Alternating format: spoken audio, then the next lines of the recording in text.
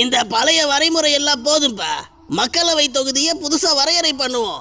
2026 மக்கள் தொகை கணக்கெடுப்பை எடுப்போம். கம்மியா மக்கள் தொகை இருக்கிற மாநிலத்துக்கு கம்மியான எம்பி சீட்டு, அதிகமா மக்கள் தொகை இருக்கிற மாநிலத்துக்கு அதிகமான எம்பி சீட்டை கொடுப்போம். அப்போதான் பின்தங்கிய மாநிலம் எல்லாம் முன்னாடி வரும். அதனால இதெல்லாம் ஒத்துக்கோங்கப்பா. இப்ப எதுக்கு இந்த கணக்கெடுப்பு? இதுல என்ன உள்குத்து இருக்கு? டேய், யாரா அவன்? பிஜேபி எது பண்ணாலும் அதுல உள்குத்து தான் இருக்குமாடா? எல்லாம் நம்ம நாட்டோட வளர்ச்சிக்கு தான்டா. மற்ற ஸ்டேட்டை விட தமிழ்நாட்டில் ஜனத்தொகை கம்மி, எம்பிங்களும் கம்மியாக இருந்தா நாங்கள் சொல்கிறத நீங்கள் கேட்பீங்களா? கம்மியா இருந்தாலும் தமிழ்நாடு எம்பிக்கு தான்டா. சும்மா கில்லி மாதிரி பேசுறீங்க. உங்க முதலமைச்சரை எடுத்துக்கோ, எத்தனை கடிதம் எழுதியிருப்பாரு, எத்தனை கோரிக்கையை வச்சிருக்காரு. அதையெல்லாம் ஓரளவுக்கு நாங்க நிவர்த்தி பண்ணி கொடுக்கலையா? இனியும் அப்படிதான்டா பண்ணுவோம். இதை மட்டும் ஏத்துக்கோங்க, நாடு தன்னால முன்னேறும்.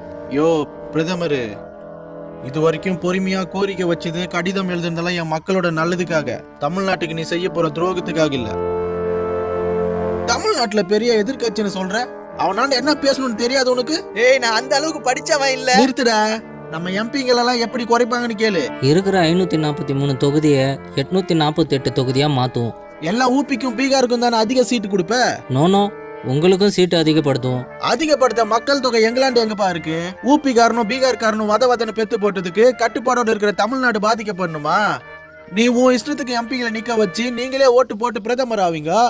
நாளைக்கு பார்லிமெண்ட்ல நாங்க பேசினா தமிழ்நாடு எம்பிங்க மைனாரிட்டின்னு ஒதுக்குவீங்க. நிதி கேட்டா இப்பவே தர மாட்டீங்க, அப்ப மட்டும் கொடுக்கவா போறீங்க? நீங்க உங்க இஷ்டத்துக்கு ஆட்சியை பண்றதுக்கு நாங்க 5க்கும் 10க்கும் உங்களாண்ட கையேந்தி நிக்கணுமா? யோ மோடி, சொந்த நாட்டிலேயே எங்க உரிமையை விட்டு கொடுக்கறதுக்கு நாங்க என்ன ஊக்கையா? இந்த சங்கி வேலையெல்லாம் வடக்கோடு வச்சுக்கோ. ஆடிங்க உரிமைக்காக பேசும்போது ஊழ விடுற. நீங்க பேசுங்க தலைவர.